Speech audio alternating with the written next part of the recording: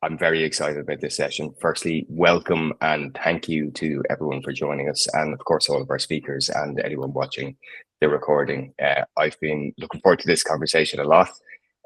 Over the last couple of months, Journey Mapper have spoken to literally dozens of leaders in the market, and we're hearing the same things over and over again. A huge amount of excitement about Gen AI coming in and transforming the way they operate their businesses and deal with their customers and engage with the market. And the same questions over and over again. Where do they start? What's the best practice? How do you build competency in this space? So I've been excited for this conversation. We've got 30 minutes and it's a packed agenda. We're going to start with some intros. Then Andrew is going to give us an overview of the EU AI Act and what it means and whether you should care about it. Then we're going to move on to a panel discussion where we have some key questions that we're hearing over and over again in the market, which we're going to discuss. And then we've a lot of viewers in view only mode, but you can chat in the chat window. So please ask your questions as we go through today, because we're going to have time for Q&A at the end. Firstly, I'll introduce myself before I get to the panelists. My name is Julian Murray. I am the co-founder of Journey Mapper. We are a boutique consultancy company and we help B2B tech companies grow in Europe. Essentially, we help tech leaders with their growth strategies by using a customer lens to amplify the best experiences of their brands as they scale. And that's what we do. I'll talk a little bit more about that later on. But today it's not about us, it's about you. So I am going to introduce our panelists. Michael, I'll start with you. There's been a lot about CX Academy in the news recently and expansion plans. Do you want to introduce yourself really quickly and what the CX Academy do for your customers? A marketeer by background, moved into CX about 15 years ago, got out of consultancy and now focused purely on training. So hence the CX Academy. We are the largest provider of CX education in the world. And we're delighted to be here today. So that's a brief background from my good self. Thank you very much. Johnny, or Jonathan, everyone's talking about Glean at the moment, a huge amount of growth. What do you guys do for your customers? Thanks, Julian. So yeah, if you haven't heard of Glean, the easiest way to think about us is like a Google-like search for inside your organization. So we go across all of your applications. We know who you are, so we only retrieve information you're allowed to see. Then when you get that information, you can use the LLM of your choice, whether that be OpenAI, Anthropic, Google Gemini, on top of that data to do all of that really exciting and helpful and useful use cases that we're talking about. So internal search, 5 years old, out of Palo Alto. Great to be here. Thanks, Johnny. And Andy, we have loads of Salesforce users on today. I think people know who Salesforce are and what you do. But do you want to tell us a little bit about your role and what you're seeing in the market? Yeah, thanks, Julian. So good afternoon, everyone. Yeah, my name is Andy Butterfield. I'm the UKI Customer Experience Lead at Salesforce. I've been in customer experience for about 25 years, back when it wasn't called customer experience, it was just customer service. And things have got better since then, I guess.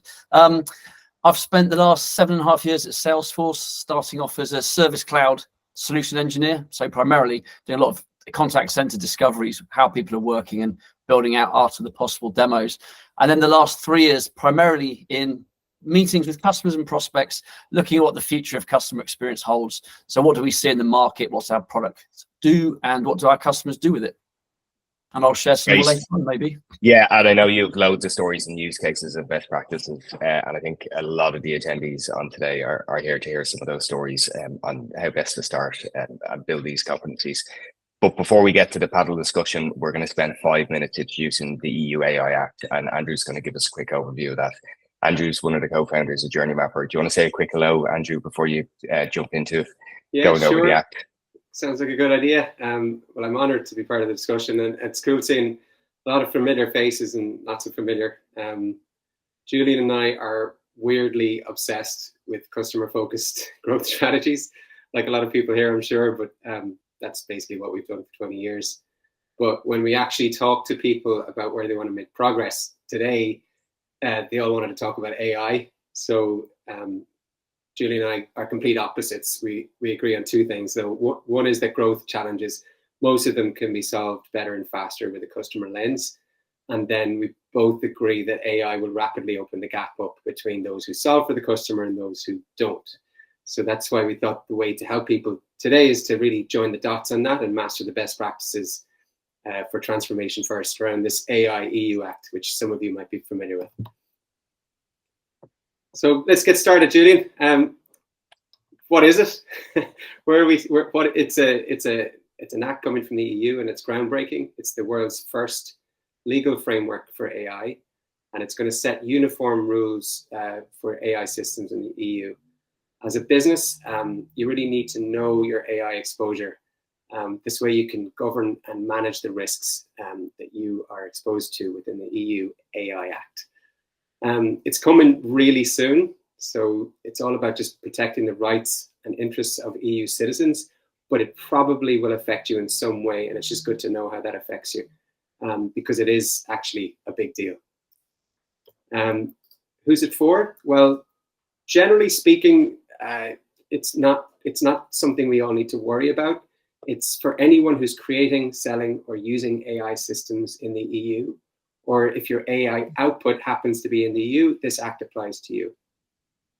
Whether you're a developer, provider, user, or deployer of AI systems, this act is worth getting to know even on a basic level and on a high level, no matter what your industry is.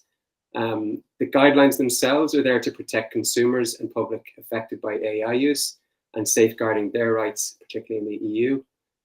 So that's kind of the overall approach. But then when we look at how they've put this together, they're taking a risk-based approach. So what the AI EU Act does is it starts to categorize the use of AI based on purpose, use, and impact. And we're talking about acceptable, unacceptable, high, limited, or minimal risk. Unacceptable risk, like social scoring, is completely banned. High risk in social and government, there are strict guidelines, and then general purpose, there are some obligations, whereas most of us are probably at the low risk part of this pyramid. The highlights of where you need to keep focus is really just paying attention to the key stuff you need to know around the AI EU Act. Low risk involves things like you might be using today, like some of you might be AI-enabled video games, schedulers for your calendar, internal spam filters, language translation, stuff like that. Limited risk is really kind of where things get a little bit more interesting, where you're using GenAI to generate text and images. And you may have noticed earlier in our presentation, for example, we made sure to make you aware that our images and our text has been made side by side with AI and enhanced, and we've used it a little bit to help us with the presentation. So those are the types of things that we can do to protect the privacy and rights of people and also be transparent of AI interactions. What to consider, I won't go into all of this, there's too much of it. We'll be sending this around afterwards for you to go through. But for most of you who are adopting AI, you only have to manage limited obligations as users of the tech, regardless of your industry. If you're a high-risk system provider, meaning your AI could threaten health, safety, or rights, then you'll need to provide proof of compliance through conformity assessments and stuff like that. The EU AI Act is run through the AI Office, who are currently getting together and figuring things out.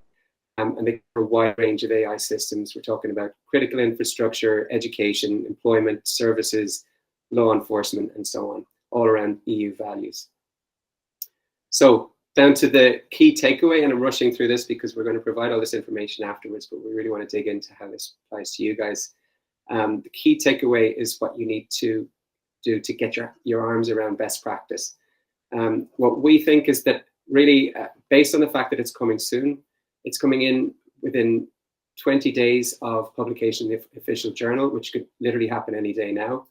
It's coming in a staggered way. So once it gets published in the journal, it starts to roll out all of the different activities that go on around the AI EU Act. And again, we can give you a bit more detail on that on the next slide, just in terms of the timeline and how things are rolling out. The main kind of things to think about here are that within 9 months, the AI Office will have gathered contributions from contributors and themselves to put in codes of practice around the AI EU Act. And meanwhile, from when the publication happens in the journal, things start to roll on from there. 20 days after publication, it takes effect. Unacceptable risk comes in at 6 months later, and so on. And after 36 months, we all need to be really on top of everything overall. Best practices, just from overall point of view, the first three are very important to consider. It's all about getting your arms around the AI EU Act as quickly as you can, educating your employees, do your proper due diligence on vendors when it comes to security and compliance. As I said, it comes into effect 20 days after publication. That could be any day now. And within 24 months, it could be fully applicable. While the AI EU Act is not final yet, we can kind of talk today about best practices and how it affects different industries. But generally speaking, we see this AI EU Act as fitting into a whole lot of regulation. But really getting your head around this is really an opportunity for us to master this and then use this as opportunities to grow with AI and put these pilot use cases in that we're all so keen to put in. So that's the kind of opportunity for growth that we see with the customer lens. Thanks so much for that, Andrew. And thank you for covering it in 5 minutes and sticking to the time allocated. I think most of the people on the call today are probably going to fit into the low risk category as users of the technology. There will be some people who are either operating in a restricted industry that fall into the high risk category, or provide technology to customers that are operating in the industry and will also have to comply with deeper obligations. And we very much encourage you, if you're in that space, to seek legal advice. The Act is now on the EU website. You can read it in detail. And as Andrew said, it will be coming live very shortly. The majority of people today, I think, fall into the low risk, which will have minimal obligations, or will have encouraged obligations, as in you should have a risk register and you should educate your employees in acceptable use and absolutely protect your data, because as you bring this technology in, it has risks. And I think that's what today is about. That's very much what the discussion is about. These best practices and how to start for your business to start building this competency in a safe way that will protect you, your customers, and your data. And that leads us to the panel discussion. But before I leave you, Andrew, right, I think that's a summary of why people should care about the legislation that's coming in. What have we been seeing in the market? What are maybe just set the scene, what are the typical categories of use cases of where people are adopting this technology in the business? Well, I watched a really boring presentation by the AI EU Act proponents yesterday, and really what they're focused on is guardrails, governance, and innovation around the AI. But from the business point of view, we talked to over 100 kind of senior leaders using AI in their business at scale and looking at pilot use cases. And generally speaking, all of the use cases that people are talking about fall into three categories: do more, do better, or do different. So that means internal efficiencies, external value propositions, making your product better, making your platform better, offering more value to customers. And then finally, the one that hits all the headlines is do different, the disruptive innovators out there who are just completely disrupting entire industries like customer service or customer success. But no matter what your industry is, you really need to know how you're exposed and how you're going to do this first. And the kind of the gotcha in this is the deployers and the users. So deployers bringing in software that uses AI, just make sure you're covered from a security point of view. As you would any data transformation, any kind of IT transformation, just need to make sure you're covered there. Then you can get into the do more, do better, do different, which our guest panelists are going to be a whole lot better positioned to talk about how those work and how to roll them out, which is where things get really exciting, because when you do any one of those three things, you're going to make a huge impact. And as I said, open up that gap between you and those who don't have that customer focus. And I can see our panelists nodding their heads. I know they have many thoughts in this space. We already have questions rolling in, which we'll get to at the end. But we do have one question around the legislation, which I'll deal with now, because I suspect the rest of the questions will be more around best practice. And somebody asked about what social scoring was. I'll talk a little bit more about that. And maybe I'll just briefly cover that. The whole point of this legislation by the EU is to protect the rights of citizens in the EU. And there is concerns that using robotic models to make decisions around things like bank loans or whether somebody should be insured has the ability to introduce discrimination or bias in the data sets that it uses to make decisions. So they want to ensure that if this technology is being used in the public space or to provide public services, that it is fair to all of the citizens in Europe. And that's what social scoring is. And some of that is banned and some of it is not banned. but has very strict obligations around it. That's right. I just wanted to cover that. I'll just add to that just one or two lines on that, Julian. The thing to remember about the AI EU Act is that it's mitigating the risk against the decision making capabilities of AI models. So as soon as you start letting AI models, this is my opinion, by the way, sorry, but if the AI is making decisions on behalf of your brand, such as in social profiling circumstances, that's when things get really risky, and that's where they talk about that banned use cases where AI is making a judgment or making a decision about someone's social status, and that's where we really need to be careful in the deployment of these things. Okay, enough of the legal and legislation. Let's move into best practice. Michael, your organization has a huge view on the consumer. What have you been seeing in terms of use cases and this type of technology being introduced across your clients? It's a critical subject. Thanks, Julian. And we recently put together a kind of a symposium where we invited AI/CX directors from around the world to participate, and thankfully you joined those sessions to kind of get some feedback as to, look, what were the key motivations in terms of using CX. And I'm in the middle of writing that ebook right now. The title is Digital When I Want It, Human When I Need It, and it's actually works really well with that AI space as well. And I think from our perspective, I think one of the key things that's driving this is that, the feedback we're getting is, like, if you can get AI and measure the positive impact it has on, one, the customer, have a real customer focus. Number two, the employee, what is the benefit there? And three, the bottom line, and in that order. And I think one of the biggest concerns out there right now is that a lot of businesses are seeing this as a cost-cutting exercise, been really interested in doing that. The fear then that creates for employees, et cetera, et cetera. So look, there's so many motivations for it. I mean, AI will turbocharge customer experience. There's no question about that, but it's not a substitute for the human touch. And I think, chatbots as an example, they're going to handle the mundane, the quick, repetitive tasks, while the human team has more time then to deal with the kind of complex and important issues. That seems to be the way forward. AI as it stands right now is phenomenal in terms of the B2B space. It runs lead generation programs for you. It's a brilliant project management tool to help you set reminders, monitor budgets and all that kind of stuff. Interactive websites. It's driving some really innovative, exciting stuff going on in that space. And again, it's a great way to monitor staff's, particularly call center agents, their abilities, and tweak and change. And actually, it can also be a great driver for the type of people you need to be hiring.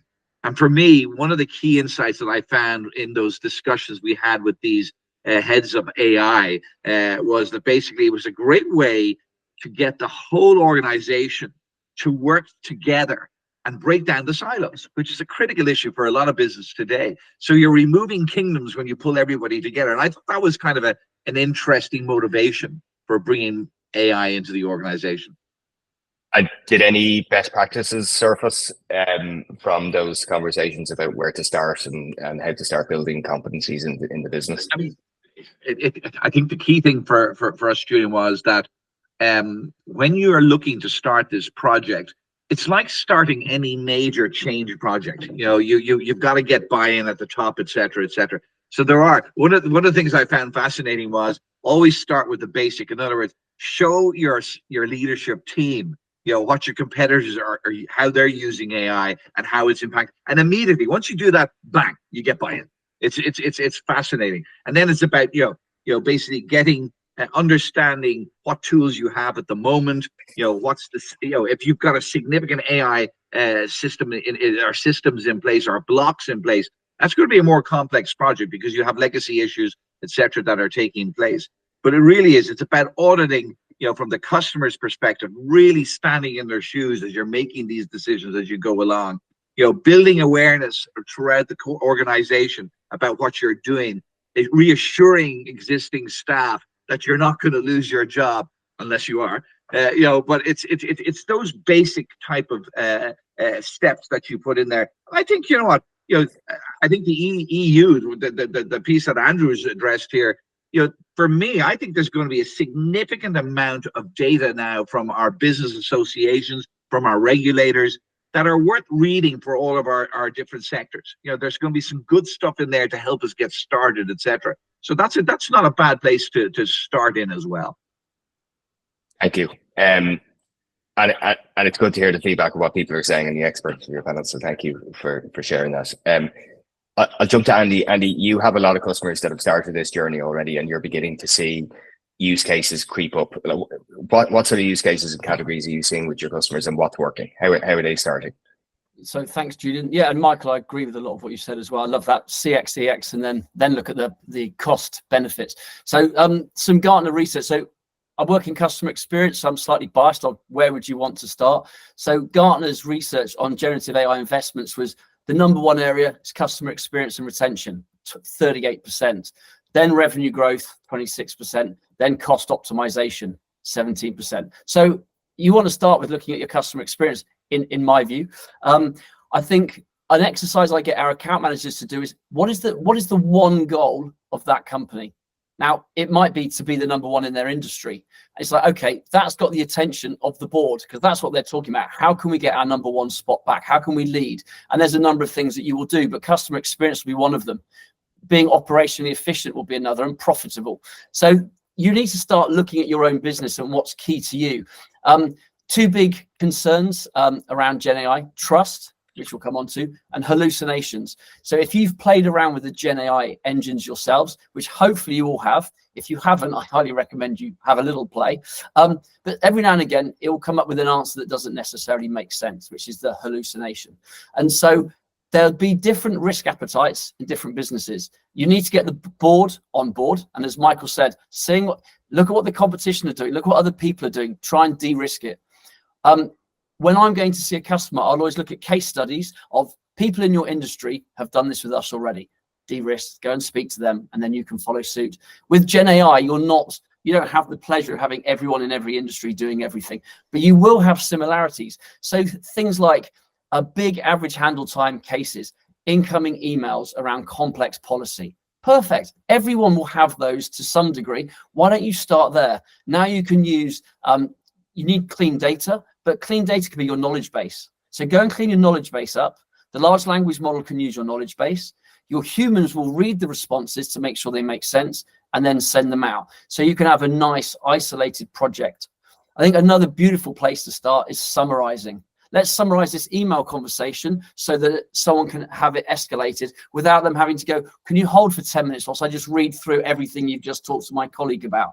So summaries, case summaries, these things I think are really nice, simple examples that you can get on and just start to do a project and learn what's your large language model, what's your appetite, what's the benefits. Does the data need to be perfect for your learning model before you start? Should you spend 6 months cleaning up your knowledge base, or is there a good enough point?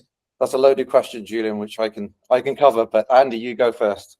So I'm going to make one quick point, Jonathan, so I'll let you cover it. The data, the trust within your data and the interaction with the large language model, if I can switch the questions, is critical. Just a little bit of a plug for Salesforce, but it's our trust layer. When you send information to large language models, we'll do a zero retention. So your data is not going to the large language model. We'll mask data so that it's got the personalization, and we'll do toxicity detection. So these are really important things to look at. Your data needs to be as clean as you can get it. I think Jonathan will go into more depth. You want the answers to be as personalized and as correct as possible, but we will always advocate a human in the loop to have a look at how that comes across. But Jonathan, I'll let you go into more detail. Yeah, and Johnny, will you give us a little bit more about that data? Right? Like, I know a lot of your customers use your tool across multiple data sets, and we definitely have people on the call that are in that position. So I'd love to hear a little bit more about that. Yeah, absolutely, and I'll jump into that. But just to reinforce what Michael and Andy said, I 100% agree with how to go about it. One thing I've seen work really practically is take a stakeholder out of every department within your organization, get them to report into the CIO, build an AI board, and then go and look at horizontal solutions that you can really quickly start deploying and get some value out of it. I'd also recommend that you actually get your hands on this stuff. There's a lot of demoware, there's a lot of smoke and mirrors. I think actually get some of this stuff working in your organization in a safe environment, in a pilot, which doesn't, by the way, fall under EU law, I think, if it's in a pilot situation, and get it out there quickly, because the reality is your competition is moving fast, your industry is moving fast, and your CEO and your board are really pushing you to do it. But yeah, just to go around the data piece, so just to take a step back, we're speaking to a lot of CIOs, and when we talk to CIOs, they fall into 3 buckets. So there's the first CIOs we speak to. This is the largest bucket, and they don't know what to do. They're uncertain about AI. They're kind of stuck in that moment. The CEO and the board are saying, what is our stance? What do we need to do? What's our competition doing? And they really don't know. They're scared. They think there's a lot of hype here, which there is. The next lot of CIOs who have launched the next lot who has sort of researched it more, realized that information governance and LLMs are a top concern. To Andy's point, you don't want to be sharing your data with an LLM externally. That means that it's going to be available to train other people's models. So it needs to be zero retention, zero training on other ones. And information governance isn't just about sharing your information outside of the organization. It's sharing information across your organization, which shouldn't be there. So, you don't want your team to figure out, to know how much the CEO is getting paid. All that internal information needs to stay internal. So that's huge. And then the last group that we're seeing who have started to use AI, they are saying there's a lot of work to do around the information retrieval and the data. And this is to Andy's point. Now, if you put rubbish in, you get rubbish out. So data is super important, and you need to make sure that to make sure your output is really good. It has to be really clean data, and you need to understand prompt engineering. So I wanted to touch on a technology, a methodology, which is what Glean's based on, which is retrieval augmented generation, RAG. So not red, amber, green. What RAG does, if you have a really amazing retrieval engine like Glean, and there are other ones out there, it will go and search all the information that's available to you, and in a very clever way, it'll build a knowledge graph. So it will very Google-like retrieve information that you're allowed to see, and it'll be the latest and greatest information. And then and only then do you use your AI engine. So you're not putting AI on top of bad data or data that you're not allowed to see. So a RAG-based solution is something that I'd encourage everyone to go and look at. Retrieval augmented generation, and then use the LLM. Glean is one of them. That's where we're leading in the space, but it's definitely a methodology which is standard across all of the hyperscalers now as well. Hopefully that answered that, Jules. It's a big question. It did, yeah. And it certainly is. And in fact, in the last 2 parts of the conversation, we covered quite a number of questions that came in. So thank you. I'm always worried that when you get too much hype and noise, that people forget best practices for transformation, and they do things like share data or implement tools in the wrong manner. So it's great to hear things like setting up a steering committee for technology like this and following best practice. We're nearly out of time. We've covered a lot of the questions. Is there a one-line best practice or a starting point or a pitfall to avoid from each of the panelists? I'll start. I have one in my head. Set expectations correctly.